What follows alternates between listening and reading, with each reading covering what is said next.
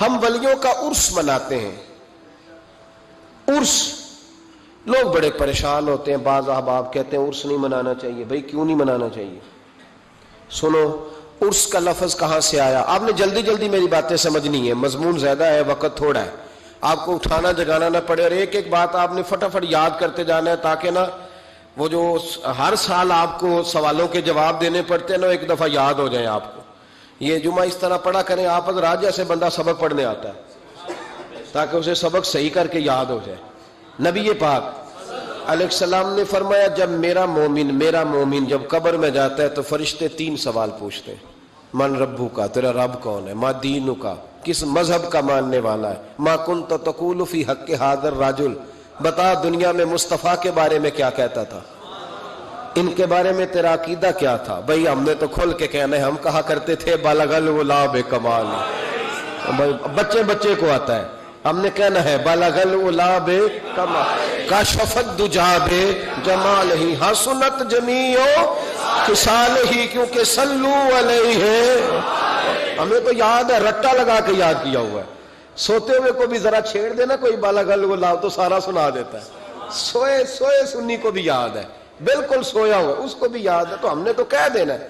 وہ ڈھونڈتے پھریں گے کہ میں کہا کرتا تھا حدوں میں رہنا چاہیے، اتنی بات کرنی چاہیے، اتنی نہیں کرنی چاہیے. ہمیں تو یاد ہے. ہمارے تو آپ یقین کریں بڑی سادی سی بی بی سے کبھی پوچھیں کہ کوئی نعت شاعت آتی ہے تو وہ بھی کہہ دیتی ہے تیرا کھاوا تے تیرے گیت گاوا یار. بالکل ان پڑھ سادی، بالکل یہ بات اسے بھی یاد ہے.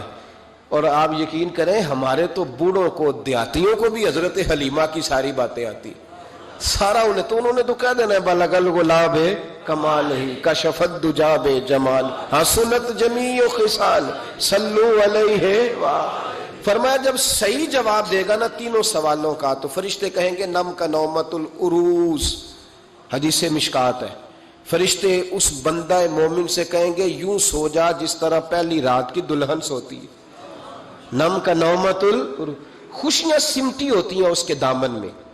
آج نا اس کی سوچ پرواز وہ کہیں پہنچ گئی ہے، اس کا ایک معیار بن گیا زندگی کا.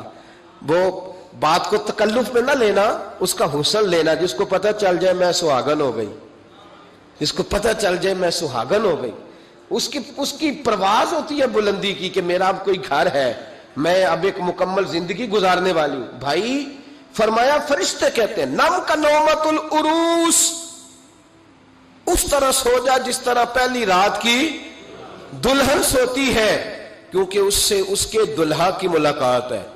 ولی سے بھی کہا جاتا ہے سو جا آج تیری رب رسول سے ملاقات ہے. وہ اس عروس سے لفظ عرس نکلا ہے.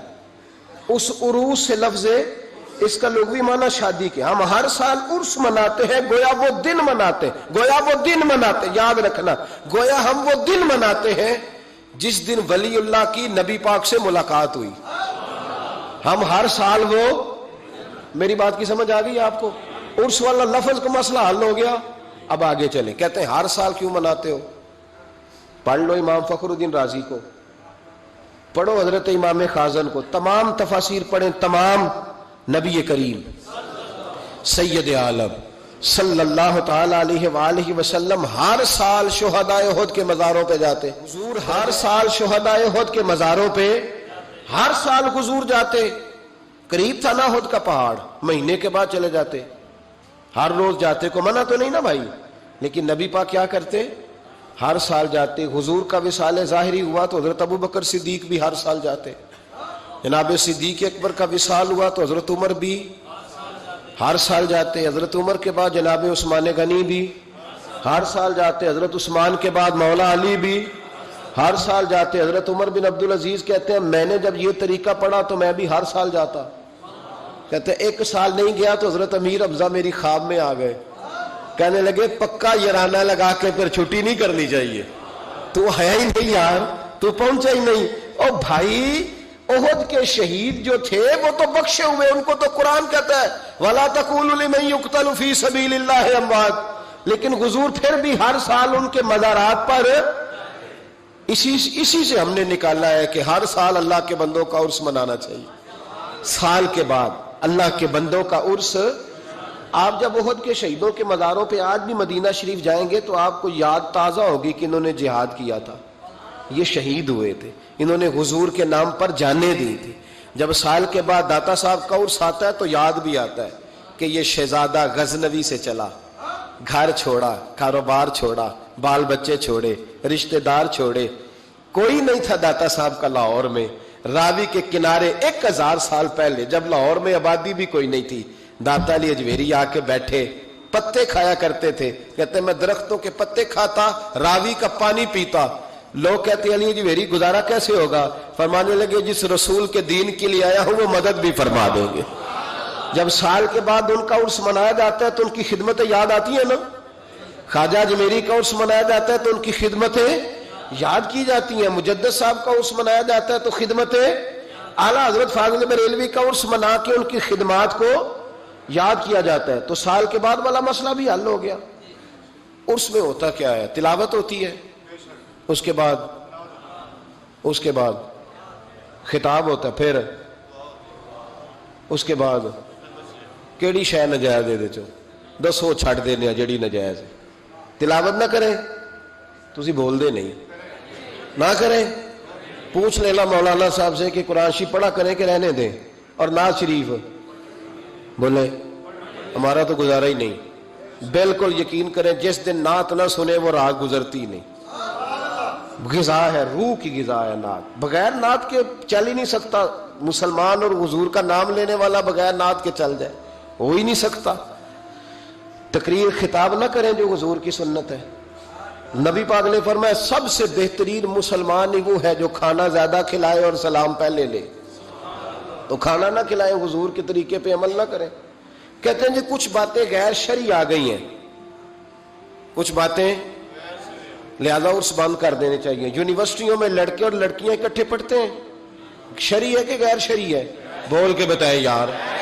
تو یونیورسٹیاں بند کرانے کا فتویٰ کیوں نہیں دیتے مولانا صاحب؟ صرف عرس ہی بند کرانے ہیں، ہے نا غیر شرعی یونیورسٹیوں کی تعلیم، کیونکہ لڑکیاں اور لڑکے اکٹھے نہیں پڑھ سکتے، اس لیے کہ نبی پاک علیہ السلام نے فرمایا جہاں مرد عورت اکٹھے ہو وہاں تیسرا شیطان ہوتا ہے۔